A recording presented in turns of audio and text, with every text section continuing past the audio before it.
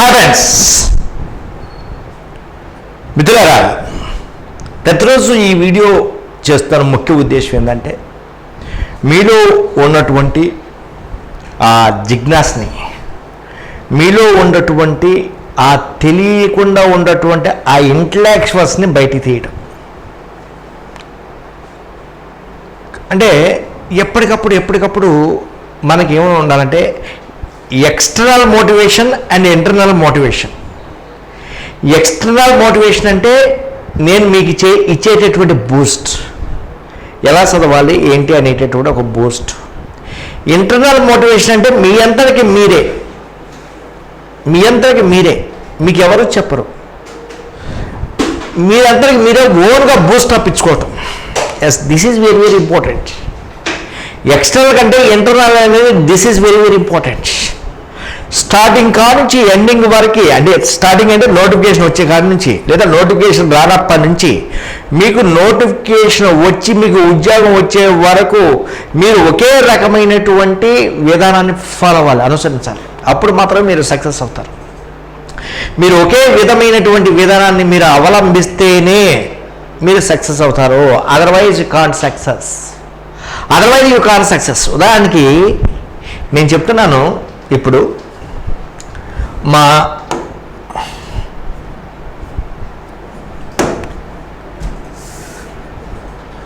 అబ్బాయి పి సాహిత్, పేరు P Sahith.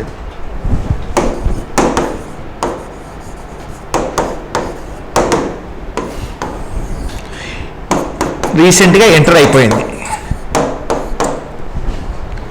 Second year అయిపోయింది. But he is a average student regarding academic. Tenth తీసుకుంటే ఓన్లీ 60% మార్క్స్. ఈ రోజులో 60% మార్క్స్ అంటే యావరేజ్ మార్క్స్. నెక్స్ట్ ఇంటర్ తీసుకుంటే this is also only 60% marks. నేను ఎందుకు చెబుతున్నానంటే, నేను అకాడమిక్లో నేను 10th యావరేజీ, నేను ఇంటర్లో యావరేజీ, నేను డిగ్రీలో యావరేజీ, నేను బీఈడీలో యావరేజీ, నేను డిఈడీలో యావరేజీ అనేటటువంటి వాళ్ళకు ఒక బూస్ట్ చెప్తున్నాను. అంటే అకాడమిక్ ఇయర్లో తక్కువ వచ్చినాయి, నాకు కాంపిటేటివ్లో కూడా తక్కువ వస్తాయేమో. నా ఫ్రెండ్ మిగిలినటువంటి వాళ్ళు పొడిసిపారేశారు, అకాడమిక్ ఇయర్లో 99% వచ్చింది, వాళ్ళు అకాడమిక్ ఇయర్లో సక్సెస్ అవుతారేమో అనేటటువంటి వాళ్ళకి ఇది గుణపాఠం కావాలి, ఇది ఒక ఆదర్శం కావాలి.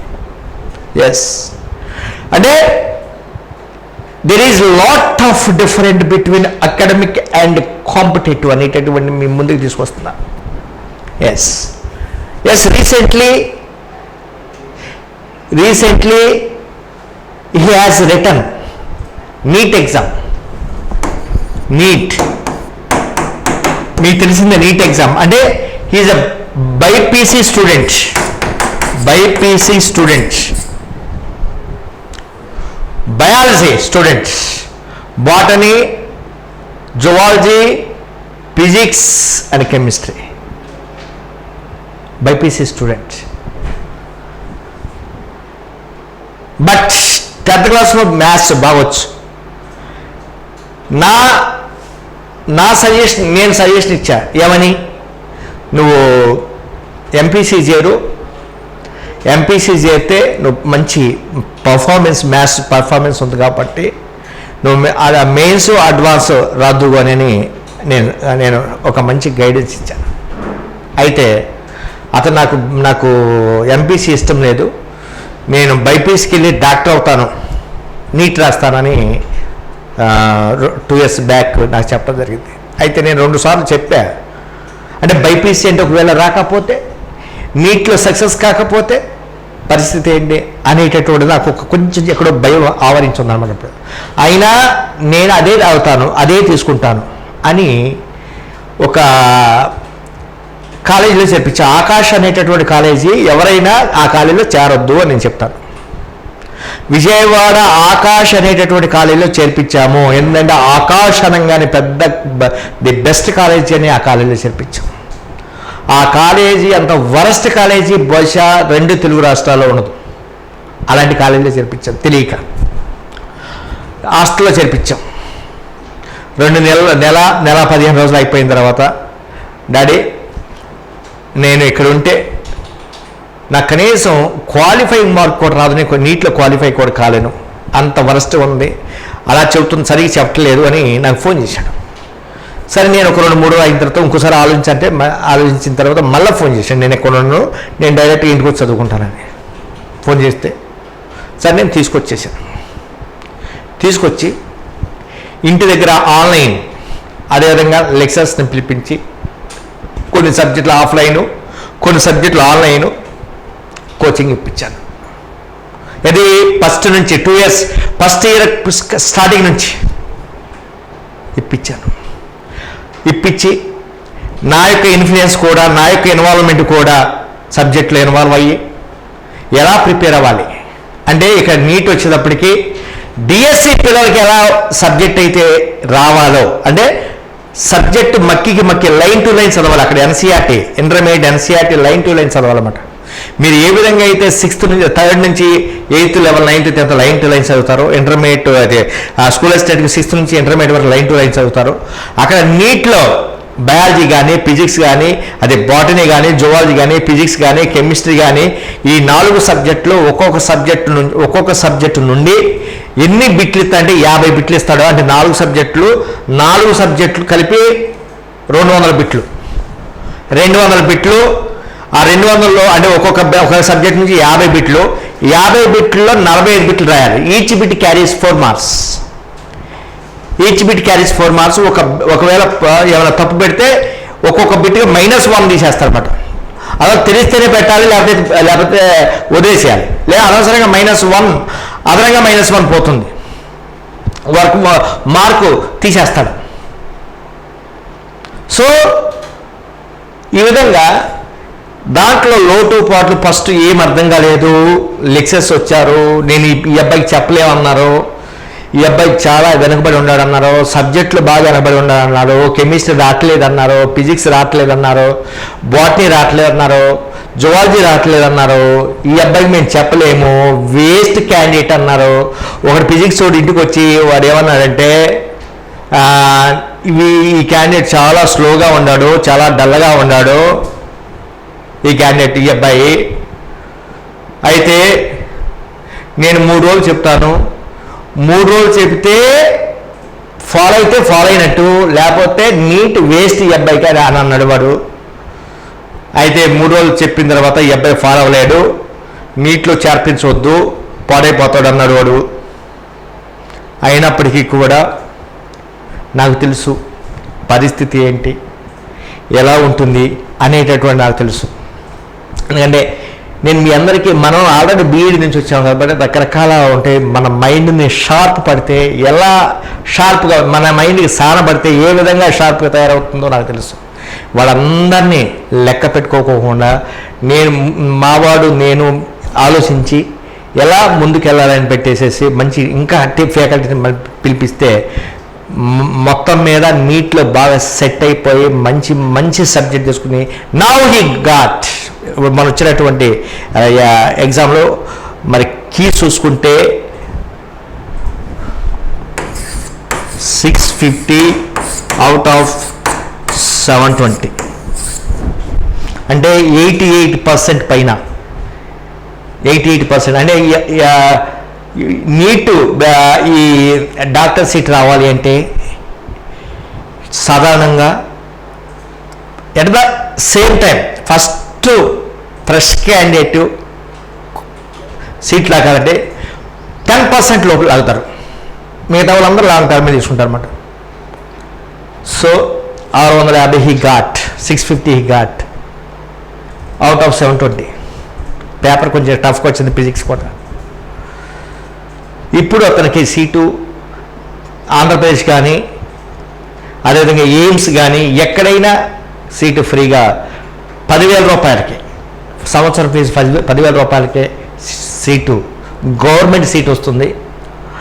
అదేవిధంగా ఎయిమ్స్ కాలేజీలో కూడా రావడానికి అవకాశం ఉంది.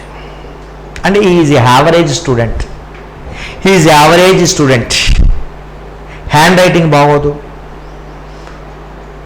రిసీవింగ్ కెపాసిటీ ఫస్ట్ తక్కువగా ఉండేది. నేను ఎందుకు చెప్తున్నానంటే, నేను త్వరలో రేపు రిజల్ట్స్ వచ్చిన తర్వాత మీకు పరిచయం చేస్తా క్యాండిడేట్ని, అతన్ని సాహిత్యని మీకు అందరూ పరిచయం చేస్తా, ఇంటర్వ్యూ కూడా ఇప్పిస్తాను. నేను ఎందుకు చెప్తున్నానంటే, అసలు సబ్జెక్టు వస్తుందా రావట్లేదా అనేటటువంటిది మీ మీద ఆధారపడి ఉంటుంది, కోచింగ్ తీసుకున్న దాని మీద ఆధారపడి ఉంటుంది, ఎస్ చదివేటటువంటి బుక్స్ మీద ఆధారపడి ఉంటుంది, తీసుకున్నటువంటి ఆన్లైన్ దాని మీద ఆధారపడి ఉంటుంది. అంతేగాని నేను డల్ క్యాండిడేట్ని, నాకెందుకు రాదు, నాకు ఏవి ఉపయోగపడదు, నేను మిగతా వాళ్ళతో పోల్ చూసుకోవద్దు, ఎవరితో కూడా పోల్ చూసుకోవద్దు. నీలో ఉన్నటువంటి తప్పులు, నేను కనీసం గ్రాండ్ టెస్ట్లు 50 గ్రాండ్ టెస్ట్లు కండక్ట్ చేసి అన్ని కాలేజీలు ప్రిపేర్ చేసి ఎక్కువ టెస్టులు రాసేసాడు. ఎక్కువ టెస్టులు రాయటం వలన ఎంత కష్టంగా వచ్చినటువంటి క్వశ్చన్ ఈజీగా సాల్వ్ చేశాడు అన్నమాట. అదే నేను ఏమంటానంటే, రైట్ టెస్ట్ నేనుండా కదా, ఎంత కఠినమైనటువంటి సమస్యనైనా ఈజీగా సాల్వ్ చేసే విధంగా నేను చెప్పిస్తా కదా. కాబట్టి మీరందరూ కూడా ఎవరు కూడా అప్సెట్ కావద్దు, నాకు రావట్లేదు, నాకు మార్కులు రావట్లేదు, నేను వెనుకబడి ఉన్నాను అనేటటువంటిది మీలో ఏ కోశానా ఉండొద్దు. నేనున్నాను, మీకు రావసలా, మీకు ఇంట్రెస్ట్ ఉంటే చాలు, జీరో నాలెడ్జ్ ఉంటే చాలు, దాన్ని బూస్టప్ చేసుకోవచ్చు. కాబట్టి ఎవరు కూడా అధైర్యపడొద్దు, ఎవరు కూడా దిగులు పడొద్దు, నాకు ఉద్యోగం రావట్లేదే, నేను నిరుద్యోగిగా మిగిలిపోతున్నాను అనేటటువంటిది ఎవరికి కూడా ఉండొచ్చు. నెక్స్ట్ ముఖ్యంగా ఆంధ్రప్రదేశ్ రాష్ట్రంలో ఉన్నటువంటి యువతకు 5 నుంచి 10 లక్షల మంది డిఎస్సి అభ్యర్థులకు రేపు మీకు మొదటి వారంలో మెగా డిఎస్సి మీద మొదటి సంతకం పడుతుంది. చూడండి నా మాట అబద్ధమైతే. మెగా డిఎస్సి పైన మొదటి సంతకం ఉంటుంది, కన్ఫామ్. కాబట్టి మీరందరూ కూడా అలర్ట్గా ఉండాలి. మా అబ్బాయి నీట్ చాలామంది ఏం చేస్తారంటే, నీట్లో లాస్ట్ 3-4 నెలలు బాగా కష్టపడతారండి, కన్ఫ్యూజ్ అయిపోతారు. కష్టపడి అంత సబ్జెక్టు తెచ్చుకోవాలంటే చాలా కష్టం. తక్కువ సీట్లు, ఎక్కువ 24 లక్షల మంది రాశారు త్రూఅవుట్ ఆల్ ఇండియా లెవెల్లో మన నీట్. ఇంత కాంపిటీషన్ మీద చాలామంది పిల్లలు ఏం చేస్తారంటే లాస్ట్ కష్టపడతారు, లేదా కొన్ని కఠినమైనటువంటి సబ్జెక్టును వదిలేస్తారు, ఫిజిక్స్ లాంటి దాన్ని వదిలేస్తారనమాట. నేనేమంటానంటే, మీకు నేను చెప్పేటటువంటి అంశం ఏంటంటే, మీరు ఏదైతే సపోజ్ ఎస్జిటి తీసుకుంటే, ఎస్జిటి ఏదైతే కఠినంగా ఉండేదో, సపోజ్ మ్యాథ్స్ మీకు రాదు, మ్యాథ్సే తీసుకోవాలి, రానటువంటి సబ్జెక్ట్నే తీసుకోవాలి. సైన్స్ రాదు, సైన్సే తీసుకోవాలి. నెక్స్ట్ ఇంగ్లీష్ రాదు, ఇంగ్లీషే తీసుకోవాలి. వీటిని ఫస్ట్ ప్లేస్ అట్టు పెట్టుకోవాలి. ఏవైతే రాదో, ఏ సబ్జెక్టులు అయితే మీరు వీక్గా ఉండారో ఆ సబ్జెక్టు ఫస్ట్ ప్లేస్ ఉండాలి. ఆ సబ్జెక్టుల మీద మీరు ఇంట్రెస్ట్ పెంచుకోవాలి. ఏవైతే వస్తాయని పెట్టుకుని వాటిని చదువుకుంటూ రానటువంటి సబ్జెక్టుని బాగా పికప్ చేసుకుంటూ వెళ్ళిపోవాలి. అది సోషల్ అసిస్టెంట్ కానీ, మ్యాథ్స్ అసిస్టెంట్ కానీ, ఫిజిక్స్ అసిస్టెంట్ కానీ, ఏదైనా కానీ, వాటర్ బయాలజీ కావచ్చు, తెలుగు కావచ్చు, ఇంగ్లీష్ కావచ్చు. రానటువంటి సబ్జెక్టుల మీద ఎక్కువ కాన్సన్ట్రేట్ చేయాలి. ఏదైతే నీకు కష్టంగా ఉంది అని అనుకుంటావో, have to concentrate on that subject, particular on that subject. అప్పుడు మాత్రమే నువ్వు సక్సెస్ అవుతావు. Otherwise you can't success. Success అనేటటువంటిది మంత్రం నీ చేతిలోనే ఉంది. సక్సెస్ అనేటటువంటి మంత్రం నీ చేతిలో ఉంది. నువ్వు వేసుకునేటటువంటి ప్రణాళికను బట్టి ఆధారపడి ఉంటుంది, నువ్వు తీసుకునేటటువంటి నిర్ణయాన్ని బట్టి ఆధారపడి ఉంటుంది, నువ్వు కష్టపడేటటువంటి స్వభావాన్ని బట్టి నీ సక్సెస్ ఆధారపడి ఉంటుంది. ఎస్, సక్సెస్ రాకముందు అనేక కష్టాలు ఉంటాయి, రకరకాల కష్టాలు. ఏంట కష్టాలు? సక్సెస్ రాకముందు ఎన్ని కష్టాలు అంటే, ఒకటి ఆర్థిక కష్టాలు. డబ్బు ఉండదు. నువ్వు జాబ్ రాకముందు డబ్బు, ఆర్థిక కష్టాలు. ముఖ్యంగా you are going to face economic problems. Yes, దాన్ని కూడా అధిగమించాలి. మనసుంటే మార్గాలు అనేకం. సో దానికోసం నేనేం చేస్తున్నాను మీకు అంటే, బుక్స్ తీసుకున్నటువంటి వాళ్ళందరికీ వీడియోస్ ఫ్రీగా ఇస్తున్నాను. మీకు ఇప్పుడు బుక్స్ అనేటటువంటి నా చేతిలో ఫ్రీ కాస్ట్, హెవీ కాస్ట్. మీరు చాలామంది ఫోన్ చేస్తూ ఉంటారు, సార్ మేము ఆర్థికంగా చితికిపోయాం సార్, ఆర్థికంగా నష్టపోయాం సార్, ఈ నోటిఫికేషన్ లేక ఈ ప్రభుత్వం వల్ల నష్టపోయాం సార్ అని చాలామంది ఫోన్లు చేస్తుంటారు. సో ప్రభుత్వాన్ని తిట్టుకునే మనం ముందుకు పోలేం. అది వాళ్ళ వాళ్ళ వాళ్ళ నేచర్. అది ఉద్యోగాలు ఇవ్వకపోవడం వాళ్ళ నేచర్. సో దాన్ని తిట్టుకుంటూ మనం ఉండలేం కదా. సో దానికి నా వంతు కృషి ఏం చేస్తాను, మీకు ఏం హెల్ప్ చేస్తాను. మీరందరూ చాలామంది రోజుకి 500 మంది 600 మంది వీడియోస్ తీసుకుంటున్నారు, బుక్స్ తీసుకున్నటువంటి వాళ్ళు. So you have to utilise, వాటిని ఉపయోగించుకోండి. అనవసరంగా వీడియోస్ రకరకాల బయట 1500 2000 పెట్టి ఎందుకు కొంటారు మీరు? టెస్టులు ఎంతమంది రాస్తున్నారు? మీరు మీ గుండె మీద చేసి చెప్పండి. టెస్టులు పెడుతున్నాము, అదేవిధంగా రకరకాల టెస్టులు పెడుతున్నాము, యూనిట్ టెస్టులు పెడుతున్నాము, గ్రాండ్ టెస్టులు పెడుతున్నాము. ఎంతమంది రాస్తున్నారు మీరు చెప్పండి. ఎందుకు యూటిలైజ్ చేసుకోరు? ఎందుకు యూటిలైజ్ చేసుకోరు? ఇవన్నీ కూడా పెడుతున్నాం కదా వీడియోస్.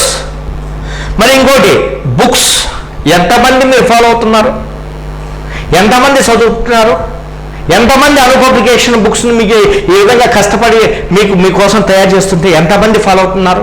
అని నోటిఫికేషన్ లేదులే, నోటిఫికేషన్ వచ్చిన తర్వాత తీసుకుంటామంటే, నోటిఫికేషన్ వచ్చిన తర్వాత బుక్స్ అయిపోతే మరి విపరీతంగా కాంపిటీషన్ ఉంటుంది, బుక్స్ దొరకవు. మరి నోటిఫికేషన్ రాక ముందు నుండే నోటిఫికేషన్ వచ్చే వరకు ఒక టైం మీకు అయిపోవాలి, కంప్లీట్ అయిపోవాలి. ఆ విధంగా మీరు చేస్తేనే మీకు ఉపయోగం. అంతేగాని మేము నోటిఫికేషన్ వచ్చిన తర్వాత చూసుకుంటామంటే మీరు వెనకబడిపోతారు. మరి ఆంధ్రప్రదేశ్ మెగా డిఎస్సిలో ఎన్ని పోస్టులు ఉంటాయంటే, నేనేం చెబుతానంటే సుమారు నిన్న పవన్ కళ్యాణ్ ఇచ్చినటువంటి ఇంటర్వ్యూలో 18,000 పోస్టులు టీచర్ పోస్టులు ఇస్తామని చెప్తుంది. 15,000 అయితే గ్యారంటీ, 15,000 అయితే గ్యారంటీ. అది మెగా డిఎస్సీ, టాప్ డిఎస్సీ. మరి ఎందుకు మీరు ఫాలో కాలేకపోతున్నారు అంటే మీరు నమ్మట్లేదా? వస్తారంట్లే ఇస్తారంట్లే అనే అధైర్యమా? మీరు పాజిటివ్ వేలో వెళ్ళండి. ఫస్ట్ మీ ప్రథమ భగవద్గీతలో శ్రీకృష్ణ భగవానుడు ఏం చెప్తాడంటే, ఫస్ట్ మీ పని మీరు చేయండి. మనం ఒక పని చేస్తుంటే దానికి రకరకాల ఆలోచనలు, చెడగొట్టేవాళ్ళు, మరి పొలలేసేవాళ్ళు రకరకాల పుట్టుకొస్తూ ఉంటారు. అవన్నీ ఎందుకు? అవన్నీ ఎందుకు? మరి మీరు చాలామంది రాస్తూ ఉంటారు, 10 లక్షల మంది 5 లక్షల మంది రాస్తూ ఉంటారు. కొంతమందే సక్సెస్ అవుతున్నారు. కారణం ఏంటంటే వాళ్ళు ఇవన్నీ కూడా పట్టించుకోరు. నువ్వా నేనా అని పోటీ పడాలి. నాకెందుకు రాదు, నాలో ఉన్నటువంటి డిఫెక్ట్స్ని ఎందుకు నేను అవాయిడ్ చేయలేను అనేటటువంటి ఆ పోటీ తత్వం మీలో ఉండాలి. అప్పుడు మాత్రమే మీరు సక్సెస్ అవుతారు. మరి ఆర్థిక పరిస్థితులు కారణాలు అవుతాయి. నెక్స్ట్ సామాజిక పరిస్థితులు అవుతాయి. మీకు సమాజంలో సామాజిక పరిస్థితులు 30 సంవత్సరాలు వచ్చినప్పటికి కూడా నువ్వు చదువుతానే ఉన్నాడు. ఇప్పుడు కూడా బాబు మీ పేరెంట్స్ని తిడతారు, రకరకాల ఒకవేళ మీ పెళ్ళి అయితే వాళ్ళు తిడతారు, ఇది అనవసరంగా పెళ్ళించామని. అంటే ఇవి సామాజిక పరిస్థితులు. సమాజంలో విలువ తక్కువగా ఉంటుంది అని అనుకుంటాం, ఏమీ ఉండదు. మీరు ఎవరైతే సక్సెస్ సాధిస్తారో వాళ్ళందరూ కూడా సమాజంలో అనేక సమస్యలు ఎదుర్కొన్నటువంటి వాళ్ళే. తిట్టేవాళ్ళు ఉంటారు, సూటిపోటి మాటలతో మాట్లాడే వాళ్ళు ఉంటారు, రకరకాలైనటువంటి సమస్యలతో బాధపడేటటువంటి వాళ్ళు ఉంటారు. మరి సక్సెస్ సాధించిన తర్వాత వాడు నావాడు, వాడు నా ఫ్రెండ్, వాడు నా తమ్ముడు, వాడు నా కొడుకు, వాడు నా అల్లుడు, ఈ విధంగా రకరకాల భావాలు, రకరకాల వ్యక్తులందరూ కూడా వచ్చి నేను కౌగిలించుకోవాలనుకుంటారు. అలా ఉండాలి, అలా మీరు ఏర్పాటు చేసుకోవాలి. సామాజిక పరిస్థితులు ఉంటాయి, రకరకాల ఆర్థిక పరిస్థితులు ఉంటాయి, రకరకాల నెక్స్ట్ మానసిక పరిస్థితులు ఉంటాయి, డిప్రెషన్ గురి అవుతారు. ఇవన్నీ కూడా అధిగమించాలండి. వీటన్నింటిని ఎవరైతే అధిగమిస్తారో